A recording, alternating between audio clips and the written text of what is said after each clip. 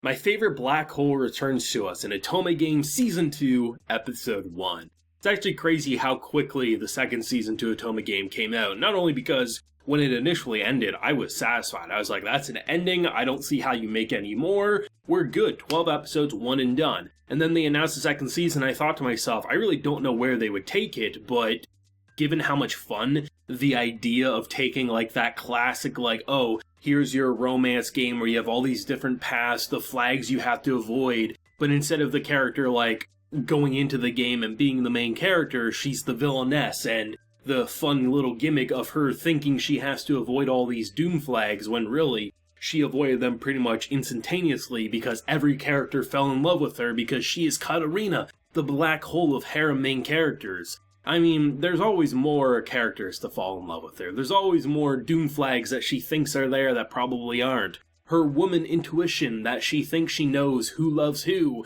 despite clearly not being able to read a room or situation.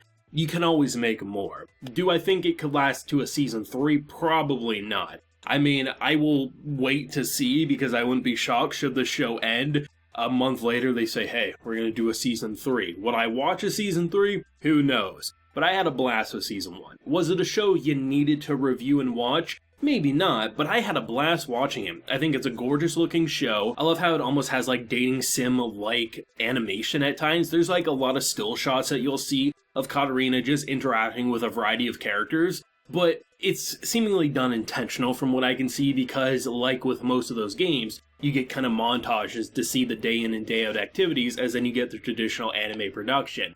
And for our first episode, going back in after what seemed to be an ending to me in Season 1, it didn't really set in motion anything that was overly doom flaggy, at least that I could tell. The most that I saw, there was a moment where she was in the alleyway, she was freaking out, oh shit, what if mom and dad see me? I was skipping around, I was being careless, and seemingly someone was watching her. And then at the end of the episode, the very end, you might be able to argue that could be a doom flag depending on where the brother and the other characters that we got introduced to will go. But in terms of like really selling like, hey, we thought we avoided all doom flags and here's this big unexpected twist, they didn't do that. Instead, they just carried on as if, you know, this was a back-to-back 2-core, at least that's how I felt. And that was perfectly acceptable to me. This isn't ever going to be one of those shows, I feel like, that's going to really stretch your brain and make you really like theorize, speculate, and analyze to the point that you're writing down these notes and, you know, where you think all the connections are going to go. It's simply a show that every character has a fun personality,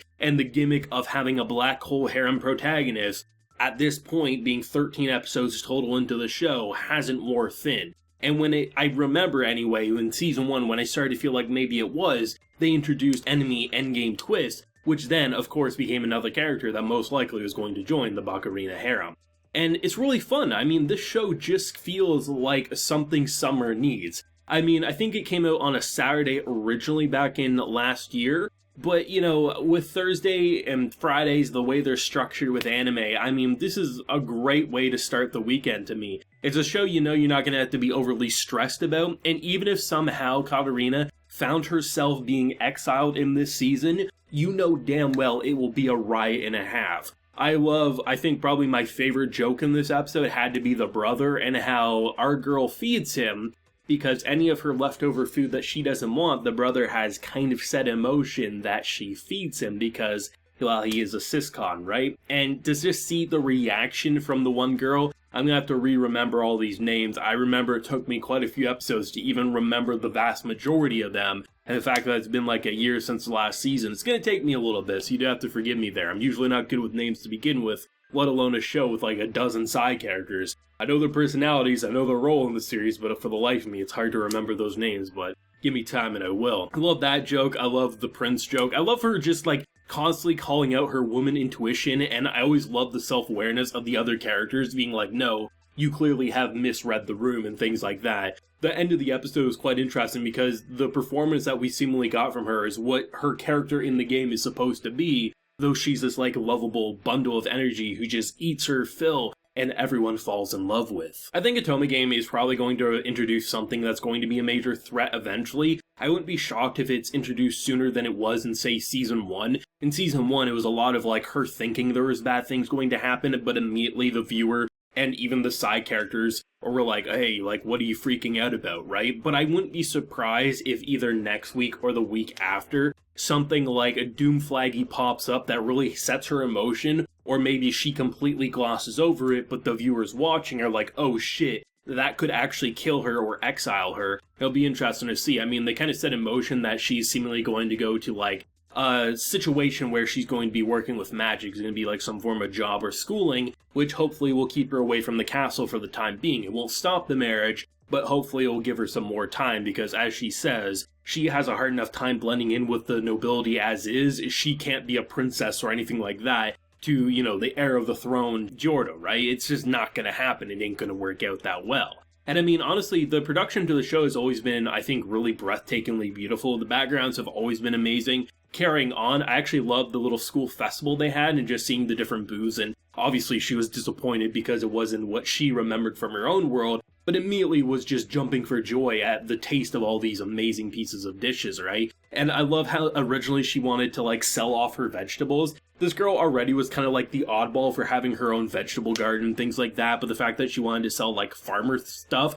at a very prestige school, it just wasn't going to cut it. But I love the idea of, like, twisting it with the sweets. Just every time she speaks with someone, she makes them fall in love more with her. And the whole, like, play rehearsal there, where you have the one girl just, like, blushing and melting as our boy here is just saying, I love you, and she says, I love you back. There's just so many great, sweet, adorable, and just, like, you are going to be marrying every character before the show ends, aren't you? But you gotta love the Black Hole Baccarina, right? I have to say as well, the opening, or what seemed to be the opening that played at the end of the episode, very catchy. I actually like it a lot. I mean, the different, like, just images we saw, and I mean, just even the images we saw at the beginning of the episode, her little, like, brains interacting with one another, some playing video games, some just, like, eating their fill in sweets and fruits. I love just how good the production is. Like, even when it's at its most basic story-wise, from the openings to the endings to the OST, the voice actors, like, everyone just feels like they fit the role so well. And I really hope, despite there seemingly not being any Doom flags, but probably will be introduced eventually,